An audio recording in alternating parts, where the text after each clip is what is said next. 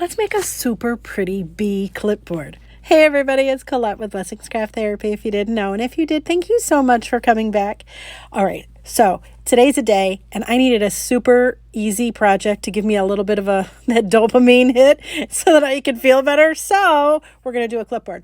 So I start with a Dollar Tree clipboard, take off the tag, and then I'm just painting the front and back with a chalk paint.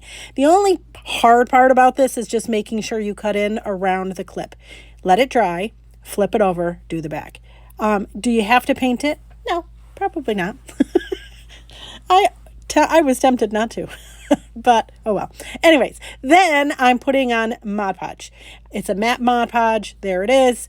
We're going to let it dry. Once it's dry, we're going to get this scarf I got from Dollar Tree. It's got bees on it, and I am there for it. It is so pretty. All right, and it's the exact right width. Crazy, right? So then we're going to put it on how we want, and then I'm going to put a piece of parchment paper on top, and then we're going to iron it. Now you want to make sure, especially where the clip is, you want to make sure that you get right up to the edge ironing so that it actually adheres the fabric to the clipboard. And you'll do this, iron the whole thing because it activates the Mod Podge and it makes the fabric stick. It's crazy. I love it. One of my favorite techniques. All right, so could I have cut it? Yes, I could have used my scissors to cut this. But you know what? The day I'm having, it wasn't going to happen. So I sanded it off and it worked just fine. Now we're going to do the same song, second verse on the back, right? We're going to do Mod Podge, let it dry. Once it's dry, add your fabric and get it just right. Then we're going to put parchment paper on top. Then we're going to iron it. Everybody always asks when I do these, and you see my little iron. I got my iron from Walmart. It's adorable. To be clear, it is cute. But again, I'm just ironing. There are two little nubbies on the back of this. You want to make sure you go around that and over it as well.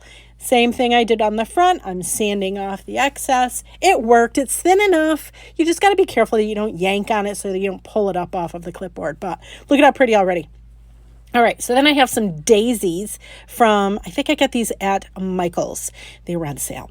And I'm going to add some of the greenery to the clip. And we're just going to make sure I glued it on, but I want to make sure that the clip actually still works.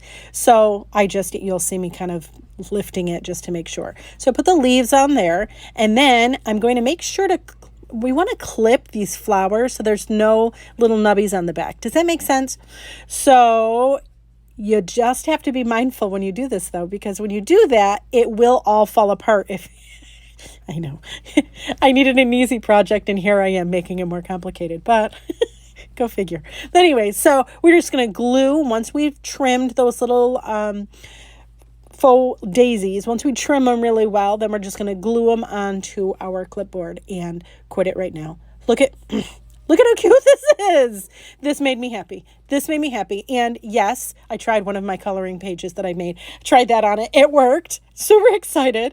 I love it. I don't know about you, but I have a thing for clipboards. So yay. Made me happy. Made my day a little bit brighter. Hooray.